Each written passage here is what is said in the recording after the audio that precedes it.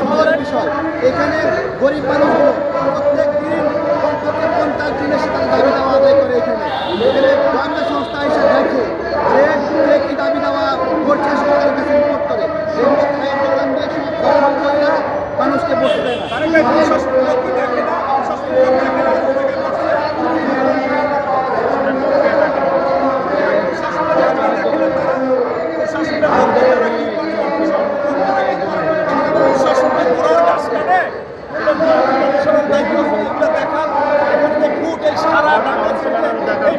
সমস্ত টাকা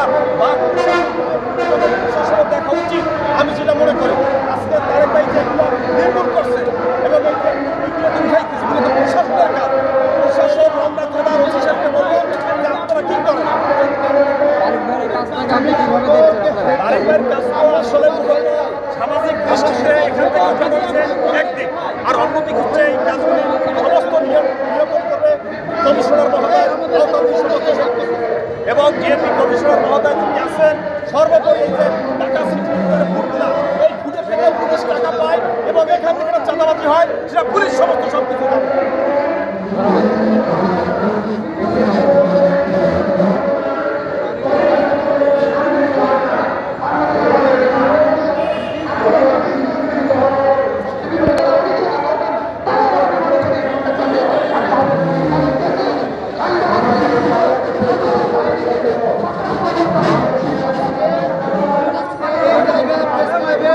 গরিব দুঃখী মানুষের দাবি আদায়ের জায়গা আমরা এখানে দখলমুক্ত করেছি।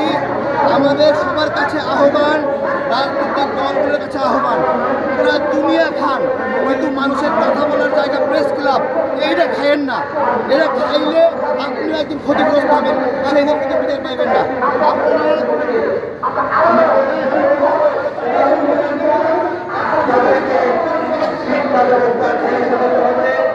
শিক্ষকদের সুযোগ সুবিধা দিতে হবে, শিক্ষকদের অধিকার দিতে হবে, শিক্ষা প্রতিষ্ঠানের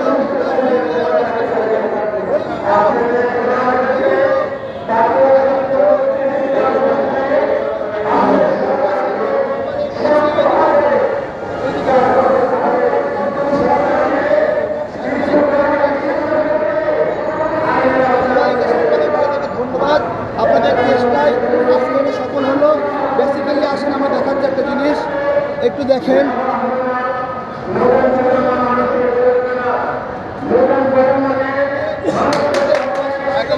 প্রোগ্রাম করছিলাম প্রবাসী ভাইদের বিমান ভাড়া বৃদ্ধি, সেই বিষয়ে তারা কষ্ট হচ্ছে। আজকে সেই জায়গাটাতে প্রোগ্রাম করতে পারতেছিলাম না, সেই জায়গা থেকে আজকে প্রতিবাদ করেছি।